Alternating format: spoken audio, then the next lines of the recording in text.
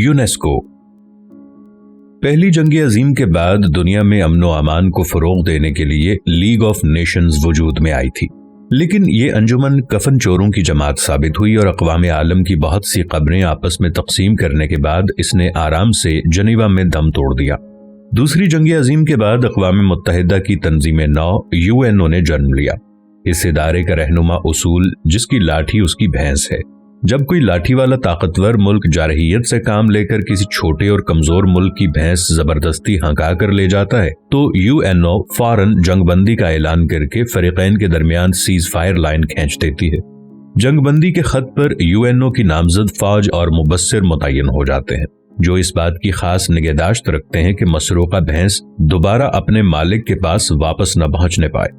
इसके बाद ये सारा मामला जनरल असेंबली और सिक्योरिटी काउंसिल की करारदादों में ढल ढल कर निहायत पाबंदी के साथ यूएनओ के सर्द खानों में जमा होता रहता है। न्यूयॉर्क में जगह की कमियाबी के बायस मुख्तलिफ शोबों के अपने अपने सर्द खाने यूएनओ के दुमछल्ला बैनुल अक़वामी इदारों के नाम से बहुत से दूसरे यूरोपीय ममालिक में कायम है। गालिबन सियासी गर्दो गुबार, मौसमियाती तपिश, हरारत और नाखानदगी व अफलास की गर्म बाजारी के पेश नज़र मशरिक़ वस्ता और मशरिक़ बईद समेत किसी अफ्रीकी और एशियाई मुल्क को अक़वाम मुत्तहिदा के किसी बड़े ज़ैली इदारे से नहीं नवाजा गया। अलबत्ता अभी हाल ही में प्रॉग के मुतालिक एक बैनुल अक़वामी इदारा नैरोबी में कायम हुआ है, जिसकी वजह गालिबन यही हो सकती है कि वो ऐन ख़त्ते उस्तवा के करीब वाक़ है। अक़वाम आलम में तालीम, साइंस और सकाफत की तरक्की और तामीर और तरवीज के लिए यूएनओ का जो इदारा पेरिस में कायम है उसका नाम यूनेस्को है, United Nations education, science and culture organisation. इसका एक खास तौर इम्तियाज ये है कि ये इदारा अपने बजट का तकरीबन 2/3 हिस्सा पेरिस में मुतय्यन अपने हेडक्वार्टर स्टाफ पर सर्व करता है और बाकी 1/3 हिस्सा सारी दुनिया में तालीम, साइंस और सकाफत के फरोग पर लगाता है। यानी सारे आलम में 30 रुपए के तालीमी, साइंसी और सकाफती प्रोग्रामों पर अमल दरामद के लिए यूनेस्को का हेडक्वार्टर पेरिस में बैठे हुए स्टाफ पर 70 रुपए खर्च करता है। शुरू में यूनेस्को का हेडक्वार्टर एक 5 मंजिला इमारत में समाया हुआ था। जो यूनेस्को का बजट बढ़ता गया उसी रफ्तार से इसके अमले में भी इजाफा होता गया। देखते ही देखते नौबत बाईं जा रसीद के एक दूसरी इमारत भी तामीर हुई जिसकी बुलंदी 11 मंजिला है। सुना है कि बतदरीज बढ़ते हुए स्टाफ की जरूरियात के लिए ये 2 इमारतें भी अब नाकाफी साबित हो रही हैं। इसके अलावा मुज़ाफ़ात में एक निहायत खूबसूरत महल नुमा वसी व अरीज बंगला भी है जो खासुल खास लोगों के लिए मुनासिब औकात पर ऐशो नशात फराहम करने के काम आता है। यूनेस्को की ये तरक्की माकूस इसके एक फ्रांसीसी डायरेक्टर जनरल मोसियर रेने माहिव के ज़माने में हुई। ये साहिब नीचे दर्जे की असामियों से तरक्की करते करते इस ओहदा जलीला पर पहुंचे थे और पूरे 12 बरस तक यूनेस्को के स्याह सफेद पर छाए रहे। यूएनओ के दीगर बैनुल अक़वामी इदारों की तरह यूनेस्को की खुद मुख्तारी हर नौयत के एहतसाब से बालातर है। रेने माहिब जैसा काया डायरेक्टर जनरल यूनेस्को में दोनों सुपर पावर्स की तराजू के पलड़े करीबन हम वजन रखता था। दूसरे ममालिक के नुमाइंदे अगर किसी मौजू पर कोई हरफ शिकायत जबान पर लाते थे तो उनका मुंह बंद करने के लिए सेक्रेटेरिएट में मुलाजिमों की रिश्वत फौरन काम आती थी। कुछ लोग दुनिया भर में सफर करने वाले कमीशनों और कमेटियों में शमूलियत पर ही आसानी से तनख्वाह दिए जाते थे। बाज लोगों की कीमत सिर्फ इतनी थी कि वो वक्तन फवक्तन यूनेस्को के खर्च पर पेरिस आते जाते रहे। इन हरबों से हर तरह की तनकीद व तनफीस का रास्ता बंद करने के बाद जनरल कॉन्फ्रेंस और एग्जीक्यूटिव बोर्ड का कोई इजलास डायरेक्टर जनरल का बाल तक बेका न कर सकता था। खुद हिफाजती का यह हिसार खींचकर मोसिफ रेने माहिब ने 12 बरस तक यूनेस्को में अपनी इंदर सभा कायम किए रखी। उनका जमाना अखलाकी अक़दार की पामाली, नाइंसाफी, ख्वेश परवरी और जिनसी बेराहरवी का दौर था। उन्होंने अपनी एक दाश्ता को अपने जाती अमले में एक बड़ी असामी पर मामूर कर रखा था। उनकी देखा देखी दूसरा बहुत सा स्टाफ भी इसी रविश पर चल निकला। जब मैं पहली बार यूनेस्को की जनरल कॉन्फ्रेंस में शरीक होने पेरिस गया तो ये देखकर हैरत हुई कि दफ्तर के बहुत से काबुक नुमा कमरों में एक एक मर्द के सामने एक एक औरत सज धज कर बैठी है और दोनों टिकटिकी बांधे एक दूसरे की तरफ टुक टुक दीदम दम नकशीदम के मिसदाक लगातार देख रहे हैं। यूनेस्को की गुलाम गर्दिशों में घूमते फिरते ये भी नजर आया कि कहीं कहीं ये जोड़े इसी महवियत के आलम में सारा दिन आमने सामने गुलदानों की तरह सजे रहते थे। उस जमाने में ये दस्तूर आम था कि यूनेस्को के कई मंचले इंटरनेशनल सिविल सर्वेंट अपनी महबूबाओं को सेक्रेटरी के तौर पर भर्ती करके अपने दफ्तर के कमरे की जीनत बना लेते थे।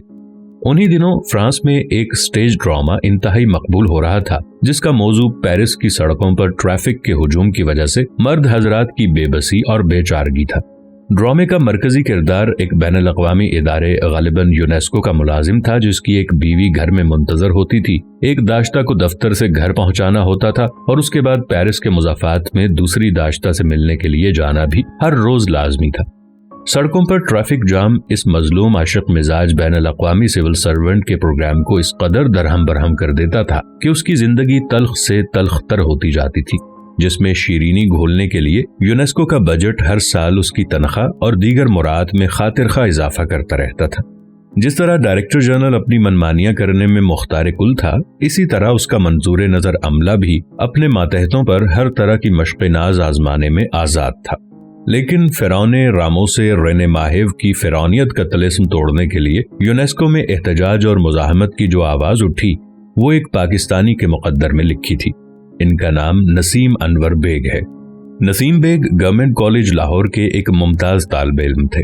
وہ اپنے زمانے کے نہایت نامور مقرر تھے اور طلباء کے آل انڈیا مباحثوں میں حصہ لے کر بہت سی ٹرافیاں جیت چکے تھے۔ اکنامکس میں ایم اے کرنے کے بعد انہوں نے لاہور لا کالج سے LLB کا امتحان پاس کیا۔ طالب علمی کے زمانے میں وہ پنجاب مسلم اسٹوڈنٹ فیڈریشن کے سرگرم کارکن بھی رہے تھے اور تحریک پاکستان میں طلباء کے کردار کے بارے میں قائد اعظم سے رہنمائی حاصل کرنے کے لیے ان کی خدمت میں کئی بار حاضر ہو چکے تھے۔ سن 1947 میں لاہور میں خضر حیات ٹیوانا کی حکومت کے خلاف تحریک میں حصہ لے کر وہ کچھ عرصے تک جیل میں بھی رہے تھے۔ سن 1954 میں وہ انٹرنیشنل سول سروس میں داخل ہو کر یونیسکو کے ہیڈ کوارٹر میں آ گئے۔ یہاں پر وہ کئی برس متواتر یونیسکو سٹاف یونین کے صدر منتخب ہوتے رہے۔ ملازمین کے حقوق کی حفاظت کے لیے انہوں نے جس دور اندیشی اور جرأت مندی کا مظاہرہ کیا اس کی دھوم UNO کے تمام بین الاقوامی اداروں میں پھیل گئی اور یونائٹڈ نیشنز کے تمام اداروں کی یونینوں کی فیڈریشن نے بھی ان کو کافی عرصے تک اپنا مشترکہ صدر منتخب کیے رکھا۔ اس حیثیت میں نسیم بیگ کا یونیسکو کے آمرانہ ڈائریکٹر جنرل رینے ماہیو کے ساتھ کئی بار شدید ٹکراؤ ہوا۔ اس قسم کے ہر تصادم میں ڈائریکٹر جنرل نے ہمیشہ منہ کی کھائی، لیکن ذاتی سطح پر اس نے نسیم بیگ کی ملازمت میں ہر طرح کے رخنے ڈالنے کی ہر ممکن کوشش کی۔ یہ نسیم بیگ صاحب کی ہمت تھی کہ ڈائریکٹر جنرل کی منتقمانہ کارروائیوں کو خاطر میں لائے بغیر وہ اپنے عدل و انصاف کے موقف پر کامیابی سے ثابت قدم رہے اور یونیسکو میں 30 سالہ بلاؤس خدمت کی روایات چھوڑ کر ابھی حال ہی میں وہاں سے ریٹائر ہوئے ہیں۔ اکتوبر سن 1968 میں مجھے پاکستانی وفد کا سربراہ بنا کر یونیسکو کی جنرل کانفرنس میں شرکت کے لیے پیرس بھیجا گیا تھا۔ وہاں پر میں نے یہ چلن دیکھا کہ تقریباً ہر ملک کے وفد کا قائد زبانی کلامی تو ڈائریکٹر جنرل کے خلاف بڑی بڑھ چڑھ کر تنقید و تنقیص کرتا ہے، لیکن سٹیج پر آ کر اپنی تقریر میں اس کی تعریف و توصیف میں زمین آسمان کے قلابے ملانا شروع کر دیتا ہے۔ بین الاقوامی سطح پر منافقت اور خوشامد کے اس گھٹیا معیار نے ایک بندھی بندھائی رسم کی صورت اختیار کر رکھی تھی۔ ریاکاری کی اس بدعت کو توڑنے کا موقع حسن اتفاق سے میرے ہاتھ آ گیا۔ میں نے اپنی تقریر میں اعداد و شمار اور حقائق و شواہد کو بنیاد بنا کر یونیسکو کی انتظامیہ میں پھیلی ہوئی بد نظمیوں، بد عملیوں، ناانصافیوں، فضول خرچیوں، بد اعتدالیوں اور عیاشیوں کا تفصیل کے ساتھ پردہ چاک کیا۔ یہ باتیں سن کر چند لمحے تو ہال میں گہرا سناٹا چھایا رہا، لیکن اس کے بعد زبردست تالیوں کے ساتھ ایک ایک فقرے کی یوں پذیرائی ہوئی جیسے مشاعروں میں اشعار پر داد ملتی ہے۔ ڈائریکٹر جنرل رینے ماہیو بھی سٹیج پر بیٹھا تھا۔ میری تقریر سن کر وہ اتنا بے چین ہوا کہ اس نے پے در پے اورنج جوس کے 4 یا 5 گلاس نوش کیے اور تقریر ختم ہوتے ہی غیظ و غضب کے عالم میں بھنایا ہوا اٹھ کر چلا گیا۔ اسی جنرل کانفرنس کے دوران ایگزیکٹو بورڈ کی چند خالی نشستوں کے لیے انتخاب بھی منعقد ہونے والا تھا۔ ایک نشست کے لیے انتخاب لڑنے کا میں بھی امیدوار تھا۔ ہندوستان، روس اور امریکہ تینوں میری مخالفت پر کمر بستہ تھے۔ ہندوستان تو صرف اس لیے میرے خلاف تھا کہ میں پاکستانی ہوں، لیکن روس اور امریکہ کے پاس ناراضی کی یہ مشترکہ وجہ تھی کہ چین کو یونیسکو کا ممبر بنانے کی مہم میں بڑھ چڑھ کر حصہ لے رہا تھا۔ اس کے علاوہ امریکہ کو یہ شکایت بھی تھی کہ یروشلم اور مقبوضہ عرب علاقوں میں اسلامی تاریخی آثار اور اسلامی ثقافت کے نشان کو مسخ کرنے اور مٹانے پر میں اسرائیل کے خلاف شدید احتجاج کرنے کا کوئی موقع ہاتھ سے نہ جانے دیتا تھا۔ اب اس پر مستزاد یہ کہ ڈائریکٹر جنرل بھی میری مخالفت پر آمادہ ہو گیا۔ اس نے اپنے حواریوں کو جمع کر کے حکم دیا کہ وہ ہر قیمت پر مجھے ایگزیکٹو بورڈ میں آنے سے روکیں۔ مخالفانہ قوتوں کے اس بھاری بھرکم سفارائی کے مقابلے میں میرا بھروسہ صرف اللہ تعالی کی ذات پر تھا۔ نسیم انور بیگ نے اپنا اثر و رسوخ بھی میرے حق میں بے دریغ استعمال کیا اور اپنے دفتر کا کمرہ عملی طور پر میری انتخابی مہم کے مرکز میں تبدیل کر دیا۔ پاکستانی وفد کے 3 ارکان تنویر احمد خان، عبداللطیف مرحوم اور ڈھاکہ کی بیگم رقیہ کبیر نے دن رات کی محنت اور جانفشانی سے انتہائی مفید کام کیا۔ خوش قسمتی سے انہی دنوں عرب ممالک نے جنرل کانفرنس میں یہ قرارداد پیش کر رکھی تھی کہ یونیسکو میں انگریزی، فرانسیسی، ہسپانوی اور روسی زبانوں کی طرح عربی کو بھی بین الاقوامی زبان کا درجہ دیا جائے۔ امریکہ، برطانیہ اور تمام یورپی ممالک اپنے حواریوں سمیت اس تجویز کی مخالفت پر تلے ہوئے تھے۔ کسی قدر تیاری اور محنت کے بعد میں نے ہر موقع پر عربی زبان کے حق میں ایسی تقریریں کی کہ عرب ممالک کے وفود نے مطمئن ہو کر یونیسکو میں اس تحریک کی قیادت میرے اوپر چھوڑ دی۔ ساتھ ہی مجھے معلوم ہوا کہ ہر طرح کے دباؤ اور مخالفت کو نظر انداز کر کے عرب ممالک کا پورا گروپ ایگزیکٹو بورڈ کی الیکشن میں مجھے ووٹ دینے پر رضامند ہے۔ اسی طرح افریقہ اور لاطینی امریکہ کے گروپوں کی جانب سے بھی یہی اشارے ملے کہ وہ بھی میرے حق میں ووٹ دینے پر متفق ہیں۔ غالباً اس کی وجہ یہ تھی کہ ایگزیکٹو بورڈ میں وہ ایک ایسا شخص بھیجنا چاہتے تھے جو ڈائریکٹر جنرل کی آمریت اور بدعنوانیوں پر کھل کر بات کر سکے۔ یہ ساری وجوہات، اندازے اور قیاس آرائیاں محض طفل تسلیاں تھیں۔ اصل بات صرف یہ تھی کہ اللہ تعالیٰ کا فضل شامل حال رہا اور جب الیکشن ہوا تو میں 117 میں سے 91 ووٹ حاصل کر کے 6 برس کے لیے ایگزیکٹو بورڈ کا ممبر منتخب ہو گیا۔ ایگزیکٹو بورڈ کے ممبر کی حیثیت سے مجھے یونیسکو کے ظاہر اور باطن کو اچھی طرح کھنگالنے کا موقع نصیب ہوا۔ مجموعی طور پر میں نے اس کا اندر اور باہر کھوکھلا کر دیا۔ گرمی گفتار اس کی روح اور چھپا ہوا کاغذ اس کا پیرہن ہے۔ اس کی 4 دیواروں میں ہر دوسرے برس تحریری اور تقریری الفاظ کا سیلاب طوفان نوح کی طرح اٹھتا ہے اور نیا بجٹ اور پروگرام منظور ہوتے ہی دفعتاً فرو ہو کر زیر زمین غائب ہو جاتا ہے۔ یونیسکو کی تحریر اور تقریر کی اپنی مخصوص زبان پر اپنا لہجہ، اپنی اصطلاح اور اپنا اسلوب ہے۔ اس ادارے کا سب سے نمایاں خصوصی امتیاز یہ ہے کہ اس کے زیر سایہ تقریباً 2,500-3 ہزار ملازمین پیرس کے سیکریٹریٹ میں اور تقریباً 1,500-2 ہزار افراد دنیا کے دوسرے حصوں میں اچھی تنخواہوں پر آرام اور سکون کی زندگی بسر کرتے ہیں اور ریٹائرمنٹ کے بعد نہایت عمدہ پینشن پاتے ہیں۔ یونیسکو کے اسی ایک کام کو غالباً اس کا سب سے بڑا فلاحی اور تعمیری درجہ دیا جا سکتا ہے۔ ایک بار نوجوانوں کے مسائل پر سوچ بچار کرنے کے لیے یونیسکو کے زیر اہتمام پیرس میں ایک سیمینار منعقد ہوا۔ اس میں حصہ لینے کے لیے دنیا بھر سے جو نمائندے مدعو کیے گئے ان سب کی عمر 60 برس سے اوپر تھی۔ ایگزیکٹو بورڈ کے ممبر کی حیثیت سے میں بھی اس میں شریک ہوا۔ میری عمر بھی اس وقت 51 برس کے قریب تھی۔ اس کے باوجود میں اس سیمینار کا سب سے کم عمر ڈیلیگیٹ تھا۔ میں نے سیمینار کے افتتاحی اجلاس میں یہ پوائنٹ آف آرڈر اٹھایا کہ یہ انتہائی غیر نمائندہ اجلاس ہے کیونکہ 50-60 برس سے اوپر والی عمر کے لوگ آج کل کی نوجوان نسل کے مسائل سمجھنے اور حل کرنے کی اہلیت نہیں رکھتے۔ اس پر بڑا ہنگامہ برپا ہو گیا۔ تماشائیوں کی صف سے کچھ نوجوان کود کر ہال میں آ گئے اور انہوں نے الٹیمیٹم دیا کہ جب تک نئی نسل کے نمائندوں کو اس سیمینار میں شامل نہیں کیا جاتا وہ اس اجلاس کی کارروائی کو جاری رہنے کی اجازت نہیں دیں گے۔ مجبوراً ان کی شرط مانی گئی اور نوجوانوں کی بعض تنظیموں کے نمائندوں کو بھی سیمینار کے اجلاس میں شامل کیا گیا۔ سیمینار میں ایک مقالہ میں نے بھی پڑھا۔ اس کا ایک حصہ کچھ علمی طبقوں میں کسی قدر پسند کیا گیا۔ خاص طور پر یورپ میں نوجوانوں کی کئی تنظیموں نے اس کی کئی زبانوں میں خاصی تشہیر کی۔ یونیسکو کے سٹاف میں ایک اسامی ڈیپٹی ڈائریکٹر جنرل کی بھی تھی۔ ایک بار موصف رین ماہو کے سر پر بھوت سوار ہو گیا کہ اس کے نیچے ایک کی بجائے 2 ڈیپٹی ڈائریکٹر جنرل ہونا چاہیے۔ دوسری اضافی اسامی کی نہ کوئی ضرورت تھی نہ کوئی جواز تھا۔ بات صرف یہ تھی کہ وہ اپنے کسی منظور نظر کو خامخواہ ترقی دے کر اس عہدے پر فائز کرنا چاہتا تھا۔ ڈیپٹی ڈائریکٹر جنرل کی دوسری اسامی کی منظوری کے خلاف ایگزیکٹو بورڈ میں بڑی لے دے ہوئی۔ رین ماہو اس تجویز کو جنرل کونسل میں لے گیا۔ اس نے اتفاق سے وہاں پر تقریر کرنے کے لیے پہلے میری باری آئی۔ میں نے انتظامی لحاظ سے اعداد و شمار کا تجزیہ کر کے اس تجویز کی شدید مخالفت کی اور اپنی تقریر ان الفاظ پر ختم کی: If you have 2 bottlenecks instead of 1, does it really double the capacity of the bottle? Please answer this question, Mr. Director General. میری تقریر کا یہ فقرہ چل نکلا: میرے بعد بہت سے مندوبین جو اس مسئلے پر تقریر کرنے آئے، ان میں سے ہر ایک نے یہ سوال ضرور دہرایا۔ صبح سے شام تک سارا دن یہ فقرہ سنتے سنتے ڈائریکٹر جنرل کے اعصاب جواب دے گئے اور ووٹ اندازی سے پہلے ہی اس نے اپنی تجویز واپس لے لی۔ فلسطینی مہاجرین کے بچوں کے لیے یونیسکو نے اپنے خرچ پر یروشلم، دریائے اردن کے مغربی کنارے اور غزہ کی پٹی میں بہت سے اسکول کھول رکھے تھے۔ ان اسکولوں میں تربیت یافتہ مسلمان اساتذہ بھی یونیسکو کی منظوری سے تعینات ہوتے تھے، اور ان میں جو درسی کتابیں پڑھائی جاتی تھیں وہ بھی یونیسکو کی جانب سے منظور شدہ ہوتی تھیں۔ جب یروشلم سمیت ان علاقوں پر اسرائیل نے قبضہ کر لیا تو رفتہ رفتہ یہ خبریں آنے لگیں کہ اسرائیلی حکومت نے ان اسکولوں کا حلیہ بگاڑ کر رکھ دیا ہے۔ یونیسکو کے متعین کردہ مسلمان اساتذہ کو زبردستی گھر بٹھا دیا گیا ہے۔ ان کو تنخواہ تو باقاعدہ ملتی ہے، لیکن کسی اسکول کے قریب تک آنے کی اجازت نہیں دی جاتی۔ اگر کوئی استاد کسی جگہ حرف شکایت زبان پر لاتا ہے تو وہ اپنے بال بچوں سمیت ناقابل بیان مظالم اور تشدد کی زد میں آ جاتا ہے۔ ان مسلمان اساتذہ کی جگہ ہر اسکول میں اب کٹر یہودی سٹاف فلسطینی مہاجر بچوں کو پڑھانے پر مامور ہو گیا ہے۔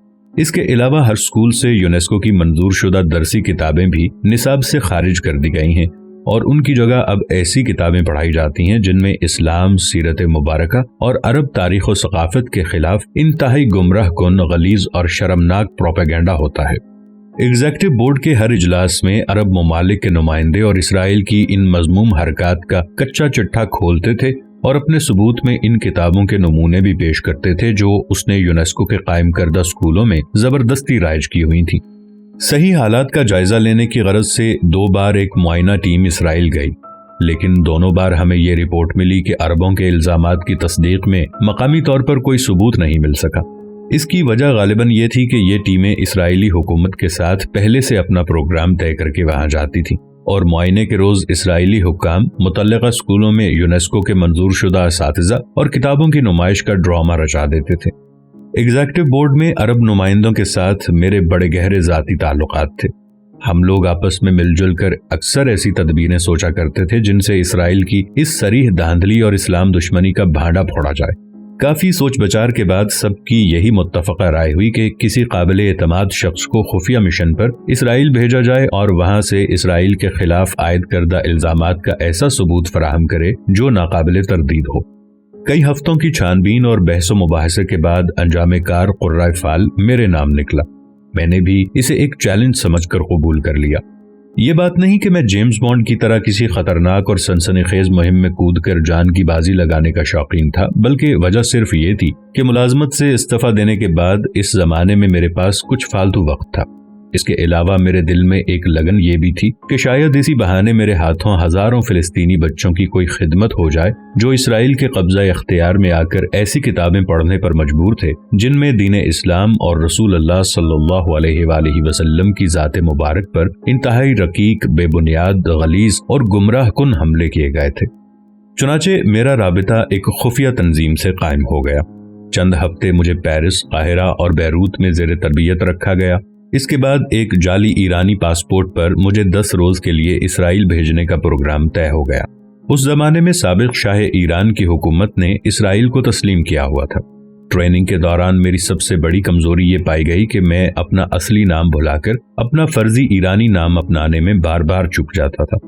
زندگی میں پہلی بار مجھے احساس ہوا کہ انسان اپنی ذات کے گنبد میں اتنا اسیر ہوتا ہے کہ اپنے نام کی زنجیر تک سے چھٹکارا پانا محال ہے۔ میری اس کمزوری یا معذوری کو بھانپ کر میرے مددگاروں نے یہ فیصلہ کیا کہ اسرائیل میں قیام کے دوران میں سونے سے قطعاً پرہیز کروں۔ انہوں نے مجھے متنبہ کیا کہ نیند کے دوران یا نیند سے اچانک چونک کر میرے ذہن میں اپنے اصلی اور فرضی نام گڑبڑ ہو جانے کا شدید احتمال ہے۔ اس لیے خود احتیاطی اور عقل سلیم کا یہی تقاضا ہے کہ میں وہاں پر اپنا تمام وقت عالم بیداری میں ہی گزاروں۔ نیند سے بچنے کے لیے انہوں نے مجھے ایک خوبصورت سی ڈبیا پل باکس میں کچھ گولیاں دی۔ پہلے روز 1 گولی، دوسرے روز 2 گولیاں، تیسرے روز 3۔ اسی طرح ہر روز 1 گولی بڑھانے سے رات بھر نیند نہ آنے کا قوی امکان تھا۔ ان گولیوں کے علاوہ اس ڈبیا میں سرخ رنگ کا ایک کیپسول بھی تھا۔ یہ کیپسول دراصل موت کی پڑیا تھی۔ اسے نگلتے ہی انسان آنن فانن ابدی نیند سو جاتا تھا۔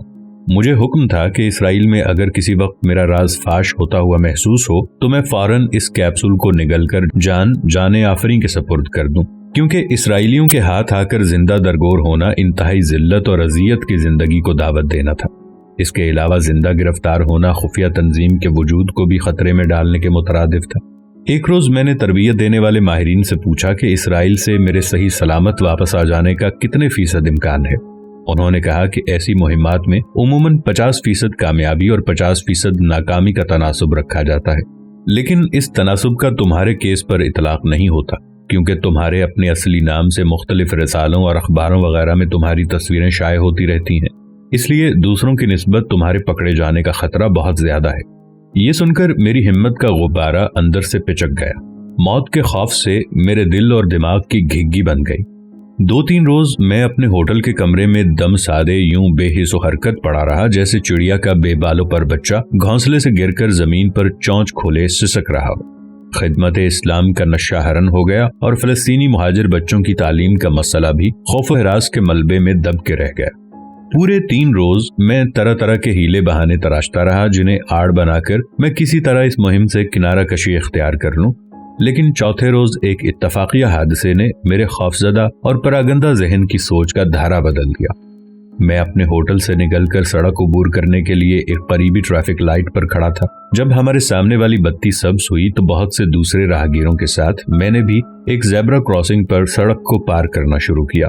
عین اس وقت سرخ بتیوں کی جانب سے ایک مرسیڈیز کار اچانک نمودار ہوئی اور نہایت تیز رفتاری سے 4 راہگیروں کو کچلتی ہوئی کچھ دور آگے جا کر رک گئی۔ کار کو ایک خاتون چلا رہی تھی جو کسی خطرناک نشے میں مدہوش تھی۔ 2 راہگیر تو موقع پر ہی ہمارے سامنے ہلاک ہو گئے، باقی 2 شدید زخمی ہو کر سڑک پر اوندھے پڑے تھے۔ میں نے حساب لگایا کہ اگر میں 2 یا 3 فٹ آگے ہوتا تو یقیناً میرا شمار بھی مرنے والوں میں یا زخمی ہونے والوں میں ہوتا۔ اس المناک جائے وقوع پر 2 لاشوں اور 2 قریب المرگ ڈھانچوں کے درمیان کھڑے کھڑے میرے منطق گزیدہ دماغ کو زندگی میں پہلی بار اس بات کا یقین آ گیا کہ اگر موت مقدر میں ہے تو اسرائیل جانے یا نہ جانے سے اس کا کوئی تعلق نہیں، بلکہ یہاں پیرس میں اپنے ہوٹل سے چند قدم کے فاصلے پر سبز ٹریفک لائٹ کی حفاظت میں زیبرا کراسنگ پر چلتے ہوئے بھی موت کا فرشتہ میرا گلا دبوچنے کے لیے آنن فانن غیب سے نازل ہو سکتا ہے۔ اس واقعے کے بعد میری خود اعتمادی کسی قدر بحال ہوئی اور میں نے اپنی ٹریننگ کا باقی حصہ بھی خوش اسلوبی سے طے کر لیا۔ چند آزمائشی مشقوں میں پورا اترنے کے بعد میں نے عفت اور ثاقب کے نام ایک مختصر سا وصیت نامہ لکھ کر اس مہم کے معتمد کے حوالے کیا اور پھر ایک روز پیرس کے اورلی ہوائی اڈے پر تل ابیب جانے کے لیے اسرائیلی ہوائی کمپنی EIAI کے جہاز پر سوار ہو گیا۔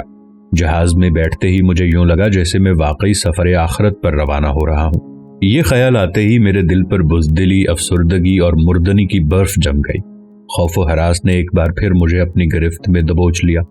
جب جہاز کا دروازہ بند ہوا تو میری حالت اس لاش کی طرح ہو گئی جس کے اوپر پتھر کی سلیں اور منو مٹی ڈالنے کے بعد سب لوگ اسے اکیلا چھوڑ کر قبرستان سے واپس چلے گئے ہوں۔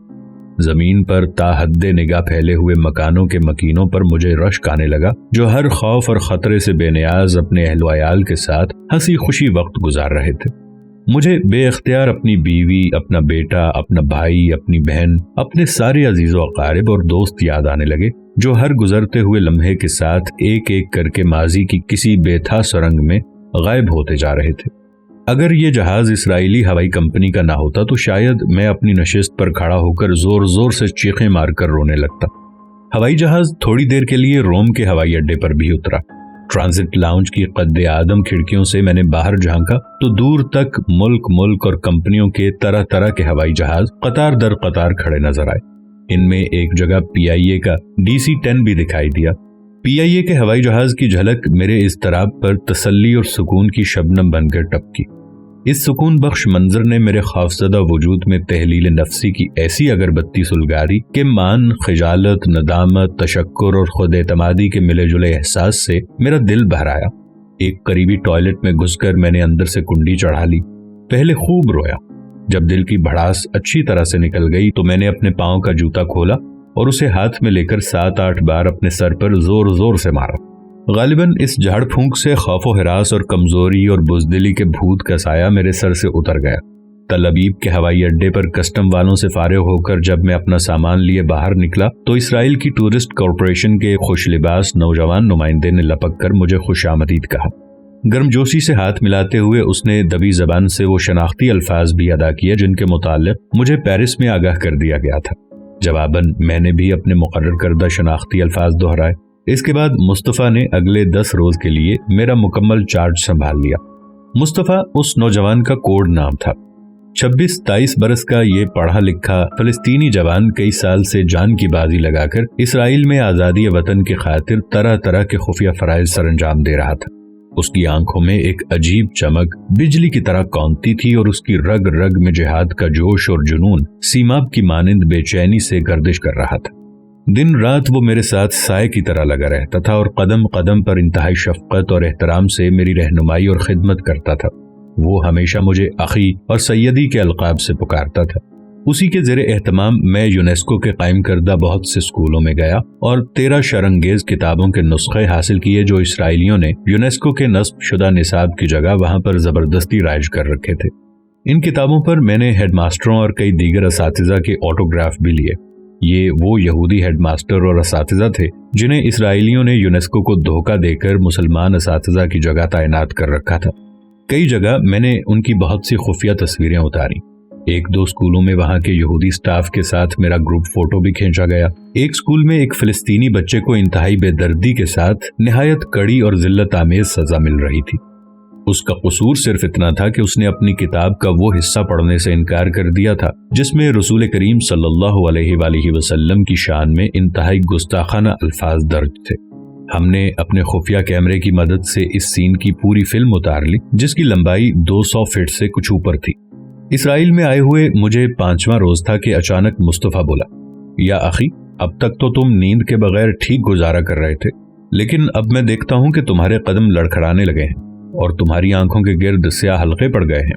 मैंने कहा, अब क्या हो सकता है, अभी 5 रोज बाकी हैं, काम तो खत्म करना है। उस वक्त तो वो मुस्कुराकर चुप हो गया, लेकिन नमाज इशा के वक्त मुझे एक टैक्सी में बिठाकर मस्जिद अक्सा ले गया। उस जमाने में इशा के बाद अगली अजान तक मस्जिद के दरवाजे मुकफ्फल हो जाते थे। अल अक्सा के कलीद बरदार मुस्तफ़ा के हमराज थे। उनके साथ साजबाज करके नमाज के बाद उसने मुझे अंदर अकेला छोड़कर बाहर ताला लगवा दिया और ये हिदायत कर गया कि मैं रात भर खूब इत्मीनान से अपनी नींद पूरी कर लूं। फजर के बाद वो मुझे इसी जगह आ मिलेगा। क़िबला अव्वल की चारदीवारी के अंदर जब मैं अकेला रह गया तो तारीख और तक़द्दुस के एक मुहीब सन्नाटे ने मुझे सर से पांव तक गड़ाप से निगल लिया। मुझे यूं महसूस होने लगा जैसे किसी पाकीज़ा शीश महल में एक कुत्ता गलती से बंद हो गया है। लर्जे के बुखार की तरह मेरे तन बदन पर कपकपी तारी हो गई और दांत बेअख्तियार कटकट बजने लगे। मिर्गी के मरीज की मानिंद तशन्नुज में गिरफ्तार होकर आनन फानन लुढ़कता हुआ एक ऐसी टाइम टनल में जा गिरा जहां पर नस्ल इंसानी की हजारों साल की खाबीदा तारीख अंगड़ाई लेकर बेदार हो गई और कहकशां की तरह जगमग करती हुई शाहराहों पर बड़े बड़े जीशान पैगंबरों के कदमों की खाक से नूर के चश्मे फूटने लगे। सैयदना इब्राहीम अलैहिस्सलाम, हजरत दाऊद अलैहिस्सलाम, हजरत सुलेमान अलैहिस्सलाम, हजरत मूसा अलैहिस्सलाम, हजरत ईसा अलैहिस्सलाम और फिर अल्लाह के आखिरी नबी खातमन नबीयीन रहमतुल लिल आलमीन हजरत मोहम्मद सल्लल्लाहु अलैहि वसल्लम, जिन्हें अल्लाह की पाक ज़ात शब के वक्त मस्जिद हराम से मस्जिद अक्सा तक ले गई ताकि उनको अपने कुछ अजायबात कुदरत दिखाए। इसी मस्जिद में फर्श से लेकर अर्श तक नूरी फरिश्तों ने वो रास्ता मुनव्वर कर दिया जिस पर नबूवत का सफर इख्तियार करके हुजूर ने रसालत की मेराज को पाया। सिदरतुल मुंतहा के पास जिसके करीब जन्नतुल मावा है, जब इस सिदरतुल मुंतहा को लिपट रही थी जो चीजें लिपट रही थी, निगाह तो न हटी और न बढ़ी। उन्होंने अपने परवरदिगार के बड़े बड़े अजायबात देखे। खबर नहीं ये विसाल की घड़ी थी या फिराक का लम्हा कि ऐन उसी वक्त फजा में अजान की आवाज गूंजी और बचपन में कहीं पढ़ा हुआ ये पुराना शेर मुझे बेअख्तियार याद आ गया। खुदा समझे मौजिन से कि टोका ऐन इशरत में, छुरी मुझ पर जला दी नाराए अल्लाह अकबर से। खुदा का शुक्र है कि पेरिस वापस आने के बाद इसराइल से लाई हुई मेरी शहादतों को यूनेस्को वालों ने तस्लीम कर लिया। डायरेक्टर जनरल ने ऐसे इक़दामात किए कि मकबूजा अरब इलाकों में यूनेस्को के कायम करदा तमाम स्कूलों में अरबों का मंजूर शुदा दरसी निसाब असर नौ राइज हो गया और इसराइल की लगाई हुई 113 शरंगेज किताबें भी मनसूख हो गईं। इसके अलावा आइंदा इस सूरत हाल पर कड़ी नजर रखने के लिए काबिल इत्मीनान बंदोबस्त कर दिया गया। میری اس حقیر سے خدمت کے اعتراف کے طور پر پیرس میں متعین تمام عرب سفیروں نے ایک مشترکہ تقریب منعقد کی۔ صدر ناصر کا ایک ذاتی نمائندہ اس تقریب میں شریک ہونے کے لیے خاص طور پر قاہرہ سے آیا۔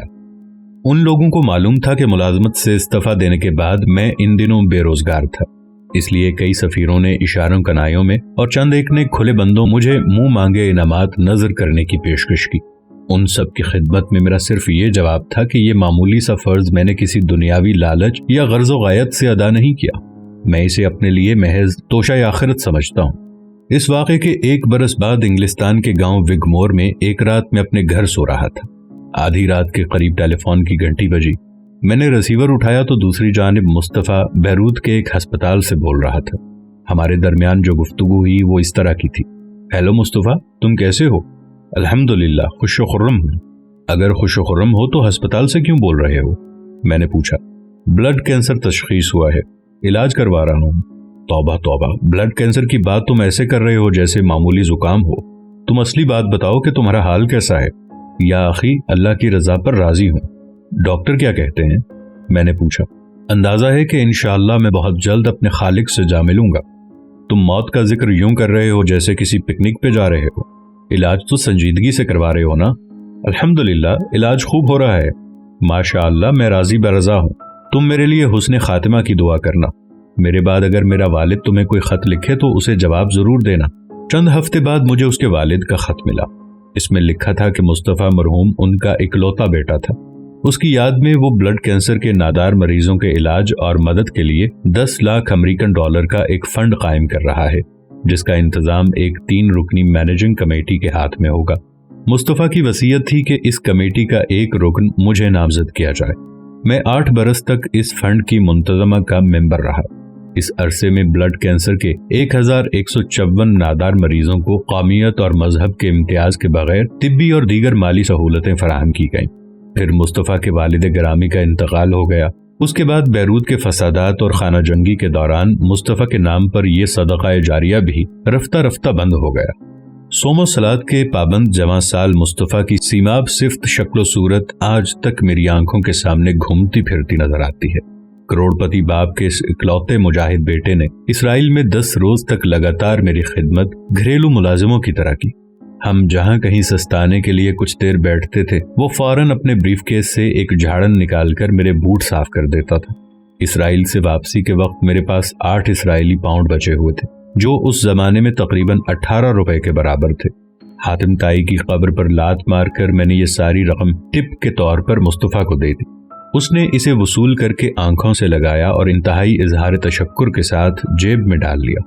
مصطفیٰ کا اصلی بھید تو مجھے معلوم نہیں، لیکن جب کبھی یہ چھوٹے چھوٹے واقعات یاد آتے ہیں تو اس کے کردار کی عظمت کی حرارت میرے وجود پر جمی ہوئی بے حسی کی برف کو کسی قدر پگھلا دیتی ہے، اور اس کی جدائی کا احساس ایک بار پھر میرے دل و دماغ کی ظلمت پر چند لمحوں کے لیے ایک ناقابل بیان غمگینی، رنگینی اور نور کی پھوار سا برسا جاتا ہے۔ سورج بنتا ہے تارے زر سے، دنیا کے لیے ردائے نوری، عالم ہے خاموش و مست گویا، ہر شے کو نصیب ہے حضوری، دریا، کوہسار، چاند، تارے، کیا جانے فراق و ناسبوری، شایاں ہے مجھے غم جدائی، یہ خاک ہے محرم جدائی۔